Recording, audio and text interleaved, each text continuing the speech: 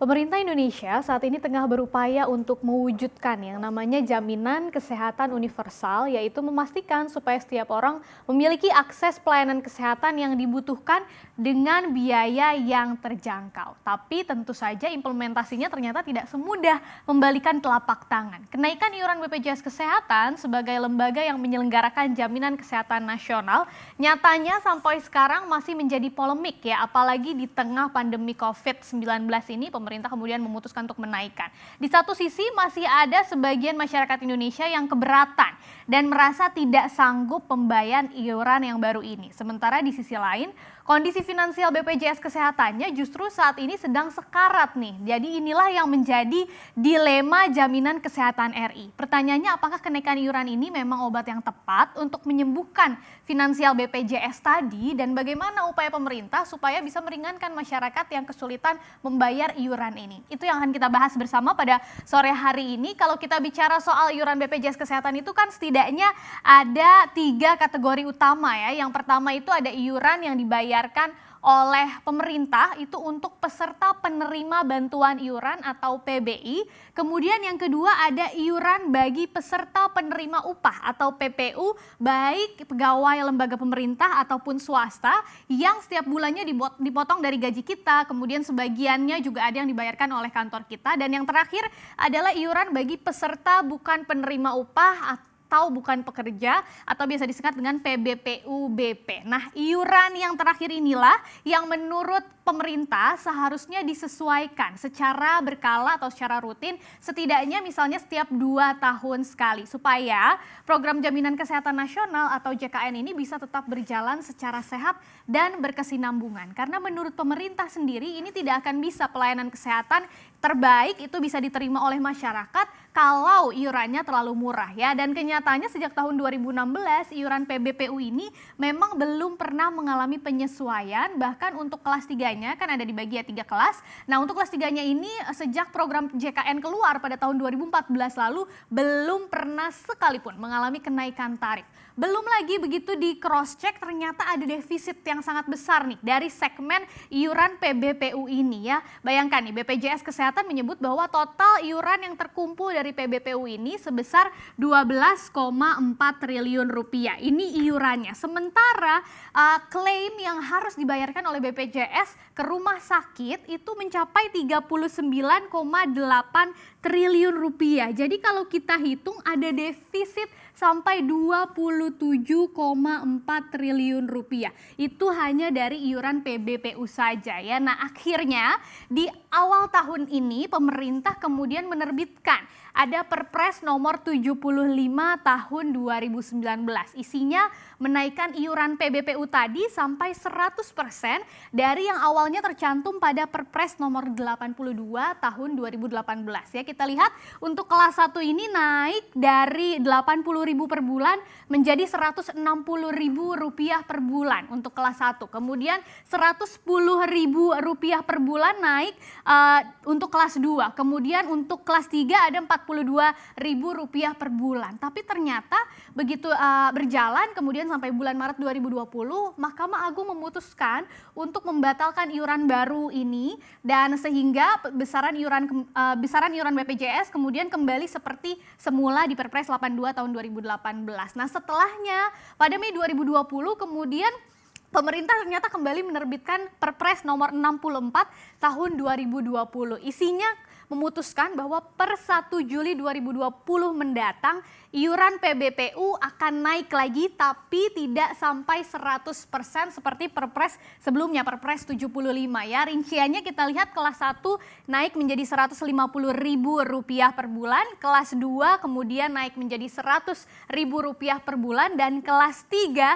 sebetulnya tetap naik menjadi 42.000 sama seperti yang sebelumnya. Tapi khusus kelas 3 ini tahun ini pemerintah pusat akan mensubsidi hingga 16.500 rupiah per bulan per orangnya, sehingga besaran iuran yang dibayarkan oleh peserta itu akan tetap seperti semula yang awal banget, yaitu 25.500 per bulannya ya, hanya beda 500 rupiah. Sedangkan untuk tahun 2021 dan seterusnya peserta harus membayar sedikit lebih tinggi, yaitu Rp35.000 per bulan, kemudian sisanya Rp7.000 itu akan dibayarkan oleh pemerintah pusat dan pemerintah daerah. Nah, menurut pemerintah kenaikan iuran ini sebenarnya masih jauh ternyata di bawah perhitungan aktuaria atau perhitungan yang sebenarnya, yaitu untuk kelas 1-nya disebutkan bisa sampai Rp286.000.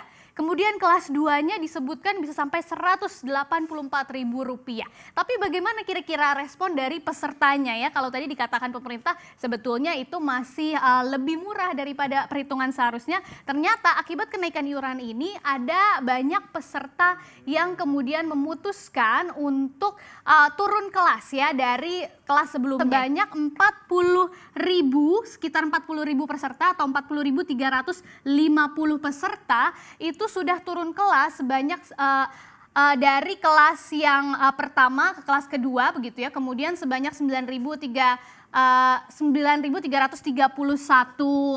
orang itu sudah turun kelas dari kelas 1 ke kelas 2 dan sebanyak 11.738 orang itu sudah turun kelas dari kelas 1 ke kelas 3.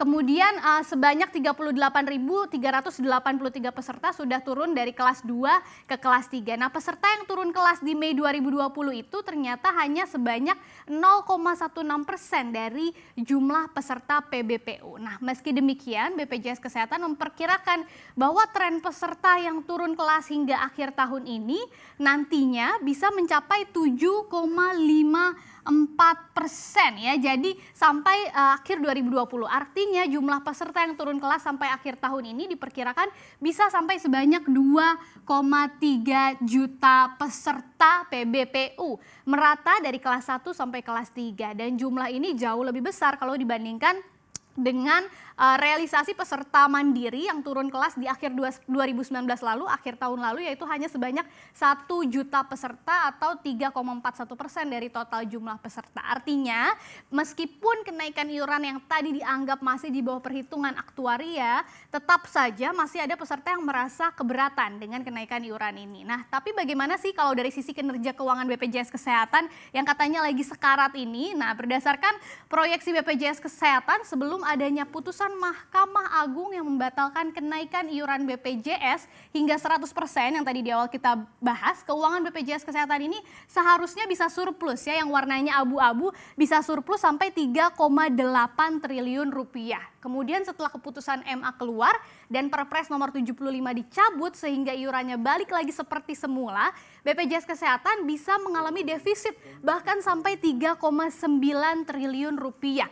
Baru setelah Perpres nomor 64 2020 terbit, kemudian mulai berlaku nanti ya bulan Juli, per 1 Juli, maka proyeksinya menjadi lebih baik nih, meskipun tetap saja ternyata walaupun sudah dinaikkan masih mengalami defisit bahkan sebesar 185 miliar rupiah. Sedikit lebih kecil, jauh lebih kecil ya daripada 3,97 triliun rupiah, tapi tetap mengalami defisit. Dan BPJS Kesehatan memastikan tahun berikutnya program BPJS ini bisa lebih baik lagi, kemudian bisa lebih lancar lagi membayar klaim ke rumah sakit dan tidak sampai mengalami gagal bayar yang cukup panjang seperti pengalaman sebelumnya. Seberapa besar sih sebenarnya gagal bayar atau utang BPJS ke rumah sakit ya? Saat ini data terbaru dari BPJS Kesehatan disebutkan bahwa sampai 11 Juni 2020 ternyata utang jatuh tempo BPJS Kesehatan ke rumah sakit mencapai 6,5 triliun rupiah ya, dengan posisi keterlambatan utangnya maksimum 28 hari kalender. Nah, dalam mempersiapkan pembiayaan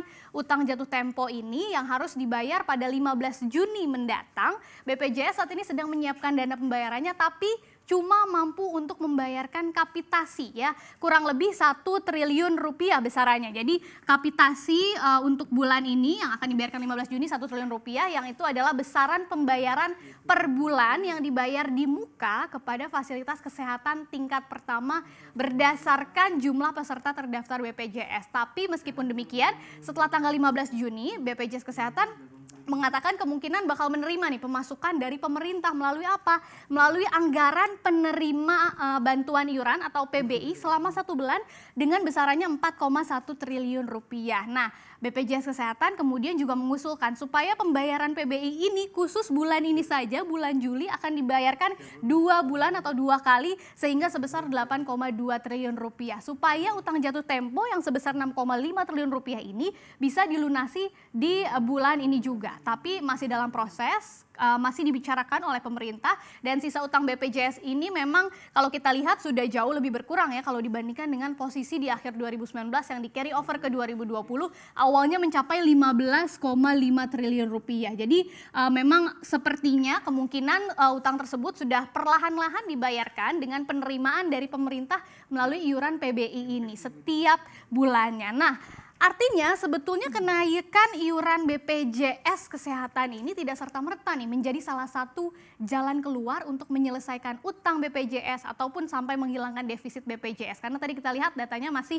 bisa defisit. Dan kenaikan iuran ini mungkin memang tetap harus dilakukan karena aturannya memang begitu, harus dievaluasi secara berkala. Tapi yang jelas dan yang paling penting adalah tata kelola dan data kepesertaan BPJS itu harus benar-benar diperbaiki supaya bantuan yang diberikan benar-benar tepat sasaran dan kenaikan iuran yang sudah ditetapkan oleh pemerintah tidak menjadi sia-sia ya. Kita doakan bersama supaya BPJS Kesehatan bisa sembuh kembali.